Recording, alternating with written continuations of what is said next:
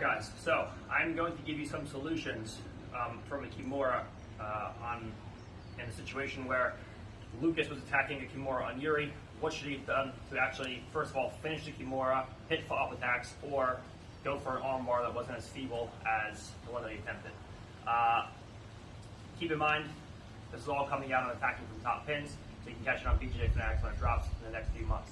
All right, there was almost an infinite amount of solutions, an infinite amount of moves that Lucas could have gone to that were much better than the one that he actually attempted. So he had the leg over the head like so, and you saw he threw the leg over the head. He tried to stand up and throw this leg over awkwardly, and then Yuri turned up and he managed to get on top. And Lucas, to his credit, actually took his back, but the armbar attempt was just atrocious. So let's look at what he could have done better. First, if he's looking to actually separate the arms, which he tried a few times, he's looking to separate the hands. He could have just taken Yuri from a dorsal position where he's up on his side to a situation where he puts him on his back and he moves to the power line. So from here, all he had to do was drop to his knee like so, and now move to a situation where he puts Yuri flat on the back. Now even when Mickey goes to keep his hands locked strongly, it makes it hard once my elbow comes down to the ground, and now I can look to separate Mickey's hands and move to a true breaking position where I move from a pushing Kimura behind the back to a pulling Kimura with the elbow. And I can get extreme breaks with the Kimura. So that's if I can separate the hands. Okay. Now, assuming I can separate the hands, another great position that Lucas could have started to move into is a situation where we go into a back take, where he could have pushed towards Nicky's far hip like so. He could have moved towards Yuri's far shoulder, and then he could have went in and started locking a back head and arm. Where now he can go in and take the back and start attacking gi strangles. Another great option. He could have went into a situation that takes a little bit longer of time. He was running short on time. So some of the things that he could have started to go into were situations where he used the belt to come in and start trapping the hand. All right. Right now I'm using two of my arms to control Nicky and the Kimura. When I start going in and using the belt to trap Nicky's arm, this gives me the luxury now of having the same wedging as the Kimura, but I have one free hand to work with. And you have even a tighter wedge than you would with the Kimura, because with the Kimura, Nicky can peel my hand off and free his arm.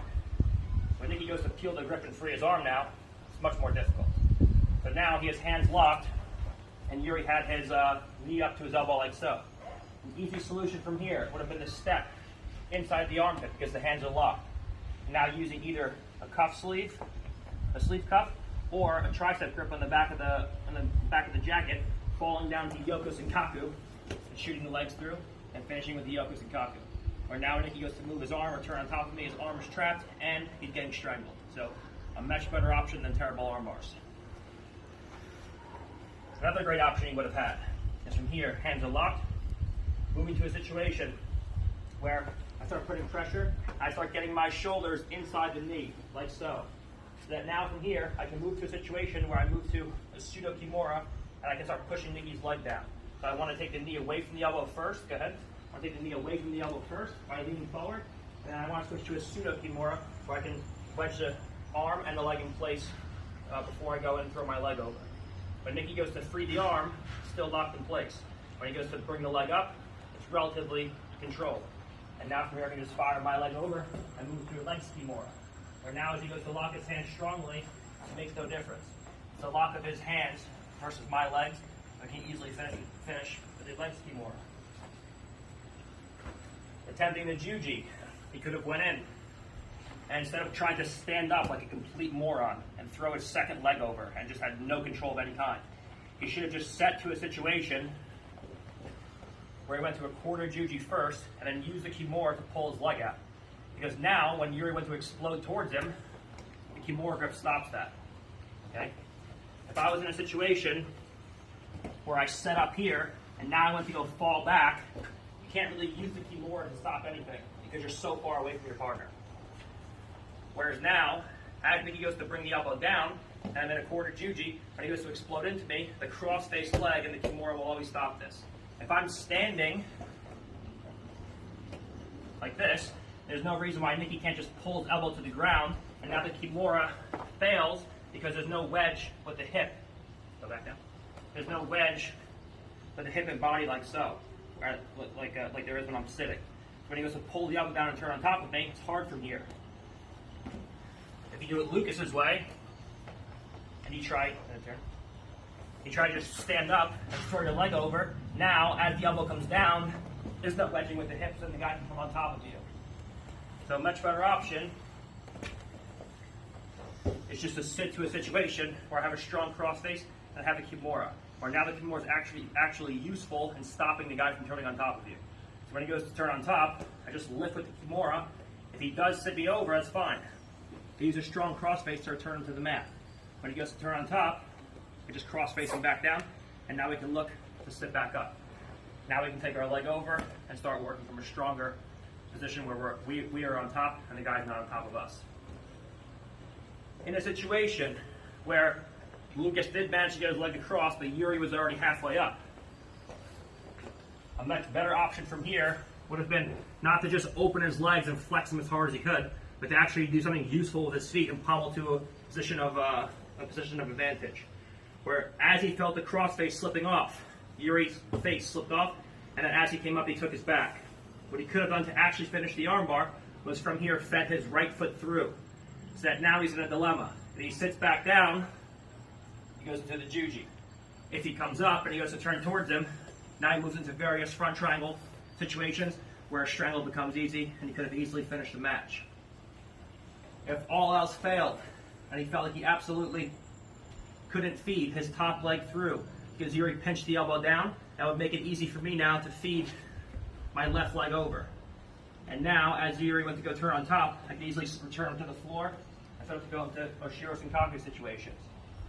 If at any point Yuri went to lift this elbow up high and start to take this leg off like so, where we run into some slippage problems, as I go to throw my leg over, if Nicky stays with a low elbow, it's pretty easy for me here to start returning him to the floor. So he has to get his shoulder inside my heel in order to turn on top of me. If Nicky raises the elbow, like so, and he goes to start turning on top of me, now he can slip inside. But when Nicky raises the heel like so, it makes it easier for my foot to slip through. And now from here, even as he turns on top, he starts running into situations where he runs into the Oshiro Sankaku danger, and he starts getting beat from here. In addition, if Nicky raises the elbow, where I previously couldn't get my right foot through, now it makes it easy for the right foot to come through, and you can go into various front triangle situations. So if he has a low elbow, from here, it's easier to return him to the mat, or start going into situations where I can make space and feed the right foot through. If I feel like the elbow is so low, where I feel like I can't feed my right foot through, like so, I start going over the top and really threatening to return him to the floor. If at any point he brings the elbow slightly higher, I can always make space for now my right foot to come through. Or if he raises it so high, where I can bring either leg through, where either one, my left foot comes through, or two, as he comes up and my leg comes off, my right foot comes through, and I can go into various triangle situations. Okay? So pretty much no matter what he could have done, he had better options to actually finish the armbar than what he did. Okay, where he could either move to triangle situations, Yokas and Kakus.